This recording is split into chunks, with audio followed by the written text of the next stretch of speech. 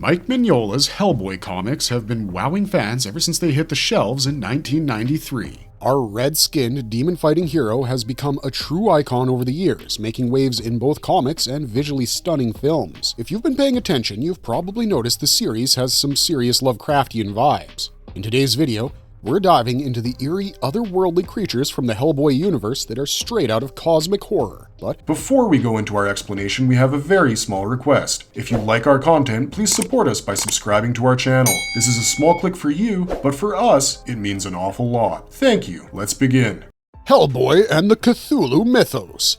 Hidden Lovecraftian connections. Before further exploring Lovecraftian entities from the Hellboy universe, it's important to understand the hidden Lovecraftian connection between Hellboy and the Cthulhu Mythos. The film has incorporated numerous Lovecraftian themes like cosmic horror, forbidden knowledge, ancient civilizations, tentacled monstrosities, and non-Euclidean geometry. The first Hellboy film begins with a quote from De Vermis Mysteriis, or Mysteries of the Worm. In the 2004 Hellboy film, the fictional grimoire is seen in Professor Brutenholm's office collection. Lovecraft guided Robert Bloch in his writing efforts. Bloch created the grimoire, which was integrated into the Cthulhu Mythos. In the 2008 film, Hellboy 2: The Golden Army, the city of Beth Mora is prominently featured. Lord Dunsany created this fallen fictional city. Beth Mora is also mentioned in The Whispers in Darkness by H.P. Lovecraft and The Isle of Dark Magic by Hugh B. Cave. This shows the fallen city of Beth Mora, which shows a connection with Lovecraft's themes, such as lost civilizations and ancient powers. The mythology in Hellboy also shows ancient entities. These entities share striking similarities to the Elder Things from the Lovecraftian universe. The character Ogdru Jahad from the Hellboy is quite similar to the concept of Lovecraft's Great Old Ones. They are powerful and ancient imprisoned entities waiting for their return so they can reshape reality. The supernatural events in the Appalachian Mountains from the 2024 film Hellboy: The Crooked Man might have resulted from a dimensional rift type scenario. Now that we have understood the connection between the Cthulhu Mythos and the Hellboy universe, let's move on to our first Lovecraftian entity from the Hellboy franchise.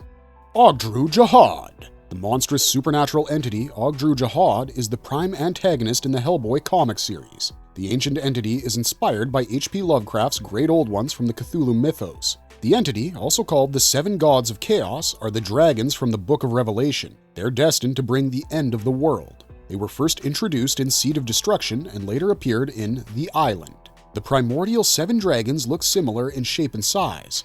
Their wingless, dinosaur-like bodies have thin and stunted forelimbs. They also feature distinctive head shapes and ornamentations like horns, fins, etc. A crown of green flame floats over their 7 heads. They are the largest creatures, as tall as mountain ranges. The dragons are arrogant about their role as a destroyer, yet treat Hellboy with respect. They don't hold any particular hatred for humanity. For the dragons, the world around them is of little significance and would eventually blow away like dust into endless space. God created spirits at the beginning of time and sent them to Earth to play the Watcher's role. Anum, one of these spirits, used fire to create the dragons, Ogdru Jahad, from mud. Other spirits infused the entity with fire again and set spells and wards. The entity remained lifeless until the night when the darkness instilled the purpose of creating its children in the creature. The entity sired 369 children, which are called the Ogdru Hem. A war happened between these Ogdru Hem, the first lifeforms on Earth, and the Watchers. As a result, the Ogdru Hem were caught, except for some who existed on Earth, and the Ogdru Jahad was imprisoned in a crystal prison at the core of the Abyss. The Watchers also destroyed Anum, except his right hand. This stone hand is also known as the Right Hand of Doom. The Right Hand of Doom is given to Hellboy by his father, Azael, after his birth. It's the only key to the Ogdru Jahad's freedom. The Ogdru Hem. The 369 children of the Ogdru Jahad have remarkable powers, though they are a weaker version of their parents. The Watchers imprisoned them after a war. However, some of them are appearing again with the help of Grigory Rasputin and the other agents of Ogdru Jahad. Many of these children are invisible, without bodies, and present in outer space or the air. They try to use human bodies by possessing them to gain a physical form. The Ogdru Hem have the ability to mutate all living beings with their breath. The humans produce them after getting affected by the power of the Ogdru Hem. 10,000 years after the war, the Watchers realized the Ogdru Hem couldn't be completely killed since their spirits lingered, so the remaining Ogdru Hems were imprisoned by the Watchers under the Earth's surface. Their spirits continued their attempts at freedom by capturing the bodies of creatures to transform them into their image. The Hyperboreans, the first race of men, tried to contain these spirits with their magic, but the worshippers of Hecate, the black magic goddess, called them back to Earth. The knowledge of the Hyperboreans was passed down to the second race of men, who again fought to keep the spirits of the Ogdru Jahad in check, yet some succeeded in transforming humans into the cold people, primitive forms of vampires. The knowledge of Ogdru Jahad was passed to the ancient civilizations of the Mayans and Aztecs. Catha Hem. One of the 369 children of the Ogdru Jahad was Catha Hem, an Ogdru Hem. It was the only known child of the Ogdru Jahad who could mutate non-living things with its breath. The 7 Ogdru Hem served the third Black Flame, CEO of Zinco Corporation, Landis Pope. The powerful entity Catha Hem was larger than these 7 Ogdru Hem. Its arrival indicated the world would start changing. The frog monsters and the Black Flame summoned Catha Hem using occult practices and rituals. Catha Hem emerged from Earth as a slug-like creature with a green-colored slit-like mouth. The creature barreled down to destroy a town with its breath. Advanced weapons were useless against it.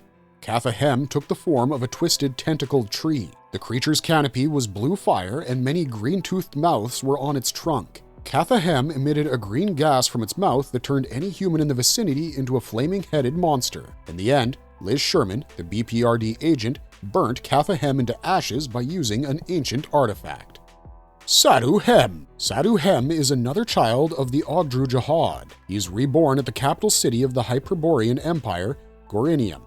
During the fall of Hyperborea, he was placed inside a temple dedicated to the Ogdru Jahad. This temple is located in Gorinium at the top of the Arctic Circle. It guaranteed the presence of the 7 gods of chaos on Earth. Sadhu Hem was discovered in this temple by Grigory Rasputin. Sadhu Hem and Rasputin allowed Professor Trevor Brutenholm to return to America after eating most of his Cavendish exploration party. In America, Rasputin and Sadhu Hem established themselves under Cavendish Hall. Sadhu Hem has a gruesome appearance with long tentacles and claws. He has numerous eyes and feelers as his head. Abe Sapien killed Rasputin, and Sadhu Hem was killed when Liz Sherman burned down the entire place. A decade later, BPRD director Thomas Manning discovered a small piece of Sadhu Hem in the ruins of Cavendish Hall. He took that fungus and grew it in a lab. Sadhu Hem grew to absorb a human form and then escaped. He created vicious frog monsters and attacked a town, yet he was again destroyed by Liz Sherman. Sadhu Hem is inspired by the Cthulhu mythos' cephalopod-like creatures.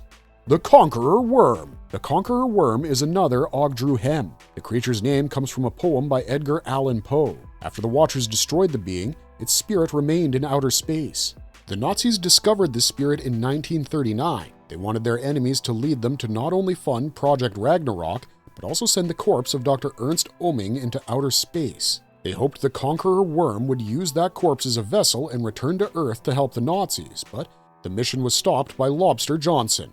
Hermann von Klempt was a Nazi scientist. 61 years after the Nazis' plan to pursue the Conqueror Worm failed, he went into the Hunt Castle and reactivated the equipment used in the previous mission. He sent the recall signal using that equipment into space. Dr. Oeming's capsule crash-landed back on Earth, and out came the Conqueror Worm. This thing was no joke. It released a gas that turned people into terrifying frog monsters. Meanwhile, an alien race had been keeping an eye on the Ogdru Jahad's prison. One of their representatives warned Hellboy that the Conqueror Worm was powerful enough to wipe out life on Earth and possibly even free the Ogdru Jahad. To stop that from happening, the aliens handed Hellboy a power cell. Teaming up with Roger and the ghost of Lobster Johnson, Hellboy used it to take down the Conqueror Worm. Rasputin, who had been banking on the worm to free the Ogdru Jahad, lost it when things didn't go his way, literally exploding into a pile of bones in a fit of rage. The Black Flame. The Black Flame's mystical powers are in some way connected to the Ogdru Jahad. However, the entity appears in the Hellboy universe multiple times with different host bodies. This undead creature takes the form of a skeleton covered in black flames. These flames are inextinguishable, turning people into burnt skeletons on the Black Flame's command. The creature can teleport and fly and is also multilingual. The first known Black Flame from 1923 to 1944 was Raymond Distel. Ershagal is an ancient Mesopotamian goddess of the underworld. She and the Black Goddess approached Raymond Distel in 1910. Years later, Raymond found himself being hired by Sarah Jewell to guide an entourage through the jungle. The team aimed to find the mystical temple of the Black Flame. Raymond ended up saving a girl from the cultists only to be the subject of their ritual. Raymond attained the power of the Black Flame there, and Kamala, the girl he saved, became his spouse and teacher at the Black Goddess's command. The Black Flame came to America with his wife to help a mob boss, Arnie Wald. While terrorizing the neighborhood, the Black Flame faced a Lobster Johnson. The ambush between the Black Flame and Lobster ended with Kamala's death. Hitler freed Raymond from prison and used him against the Americans. During one of these face-offs, Diestel exploded, and Hitler ordered them to be buried in an officer's uniform. Landis Pope became the next Black Flame after he got Raymond's bodily remains. Landis Pope constructed armor under the frog monster's secret guidance and became their leader.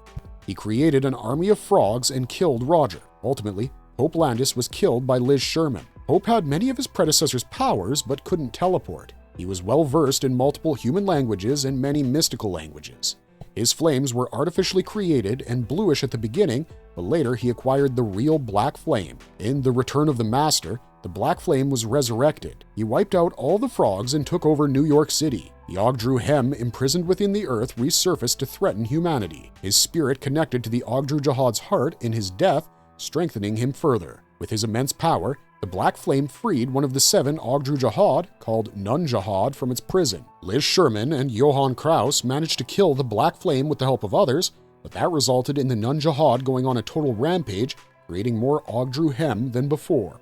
The Frog Monsters. A race of sapient humanoid frogs is created from humans that are affected by Sadu Hem and other Ogdru Hem's powers. They were said to inherit and rule the New World after the Ogdru Jahad would destroy the Earth. These creatures are not only physically but also psychologically strong. The strongest of them could transform into human form. These frogmen had telepathy power, confusing their victims with illusions and mind tricks. Their tongue was their weapon. Texts written in mystical language could be seen carved out in their nests and hideouts. The frog monsters first appeared in 1993 and were created by Sadu Hem. Their next appearance was in 2001, when the Conqueror Worm returned to Earth. They also allied with the Black Flame and tried to take over Earth. Hecate, the goddess of witches, takes inspiration from the Greek goddess of magic. She's also known by a few other names: Gorgonise, Kali, and the Queen of Dogs. Her origin is pretty wild. Born from the shadows and pulled from a wolf's belly, she lived at the peak of Mount Eos, surrounded by serpents and birds of prey, drinking only blood and possessing an eerie otherworldly beauty. Her home was Gorinium, the capital of the Hyperboreans, ruled by King Thoth. This guy had 3 outcast angels locked away in a secret garden and recorded their knowledge in 42 books, but only shared 2 of those books with his people, keeping the rest for himself. Hecate wanted that knowledge, so she seduced Thoth, went full dark mode, killed the angels, drank their blood, and then vomited it all over Thoth's temple. Not exactly subtle. When Thoth found out, he was furious. As punishment, he cursed Hecate, turning her lower body into snakes and covering her skin with scales. On top of that, she could never be exposed to sunlight, forcing her to live in the shadows. This curse played a big part in the downfall of Hyperborea. Hecate also went on to create some seriously dangerous creatures. Guess who had the privilege of cleaning those up? Marvelous Verdict! Well, the mythical beings in the Hellboy universe definitely have strong Lovecraftian vibes. A lot of their inspiration also seems to come from Babylonian and Egyptian mythology. It's a world unto itself, and we're excited to explore more of it, but that wraps up today's video. Let us know in the comments which Lovecraftian entity from Hellboy's world is your favorite, or if there's any other characters from that universe you want us to follow up on. We know you're dying to find out who Lobster Johnson is, don't deny it. So, thanks for watching, stay safe out there, and we'll see ya in the next one.